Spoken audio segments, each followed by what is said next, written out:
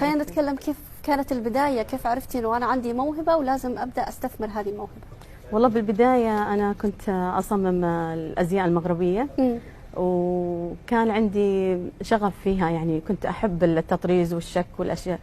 بعدين دخلت عليها العباية السعودية، الدمج بين المغربي والسعودي، وميزت بصمتي يعني على العباية. جميل.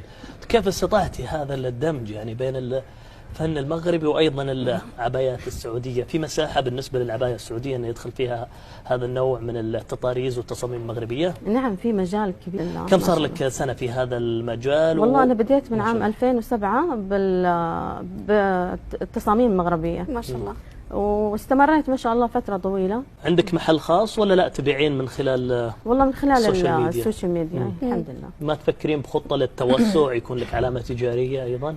طبعا عندي علامة تجارية الحمد لله، قدرت أحافظ على ممتاز ما شاء الله. على تصاميمي هذه، وسويت لي براند الحمد لله خاص فيني.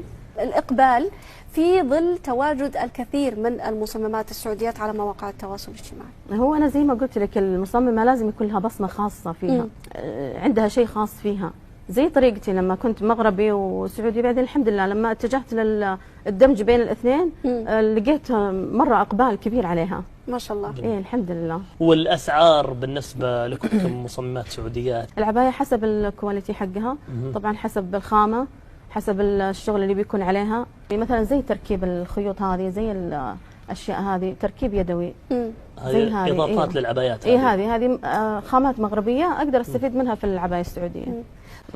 يعني نتمنى لك التوفيق يا رب في المستقبل، ونشوف هالعلامة تجارية علامة حتى عالمية فيما يتعلق بالأزياء. كل التوفيق لك.